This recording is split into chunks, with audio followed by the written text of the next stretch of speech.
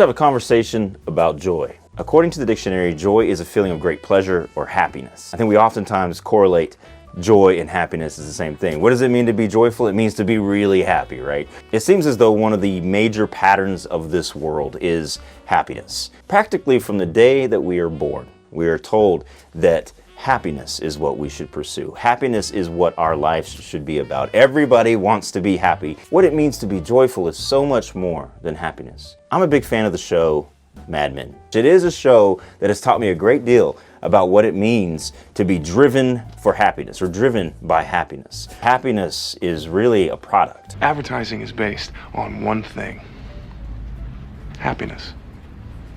And you know what happiness is? Happiness is the smell of a new car.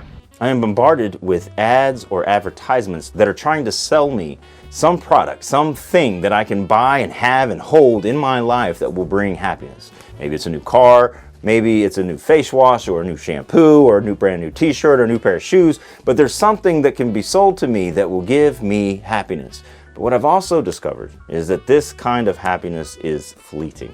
It is not something that truly I can hold on to. It's something that, like Solomon says in Ecclesiastes, is like smoke. It's meaningless. It fades away. It goes away. If you're happy because you're successful for now, but what is happiness? It's a moment before you need more happiness. This is the pattern of the world that I see, is that advertisements are trying to sell us something that is new, that will bring us happiness, and that will really fulfill that deep longing that we all have for a sense of joy. But it can't get us joy. There's nothing that we can buy that can bring us actual joy. Joy is something much deeper and thicker and something that lasts a lot longer than mere happiness. It's not a moment of fleeting happiness. Joy is something that is truly transformative of who we are.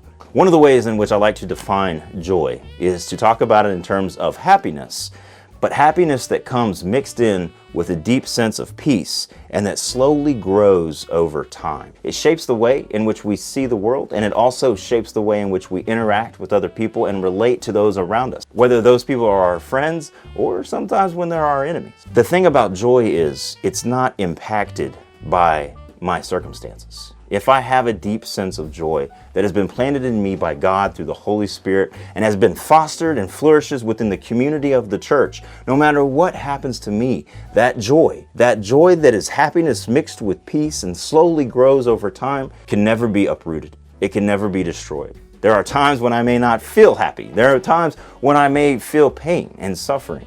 But even in the midst of this pain and suffering, even in the midst of that darkness that this world can so often bring upon us, joy remains. And no matter how much it seems as though joy is being pruned back, or that it is being uprooted, or that it has been completely covered or choked out by the weeds of this world, it remains. Joy is something that is always growing, sometimes beneath the surface, sometimes shining out into the world. In the book of Ruth, we have a story that is all about the seeds of joy that God plants even in the darkest moments.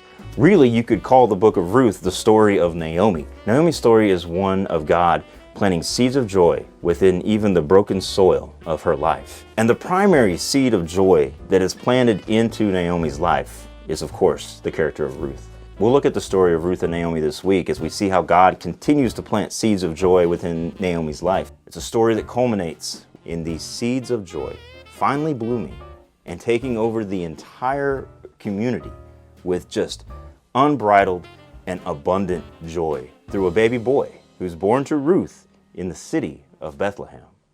And just like us during the season of Advent, as we look back to another baby boy who was born in Bethlehem, that joy swallows up all the other plants and weeds and things in our life, so that ultimately we are left with an abundant harvest of joy in our lives.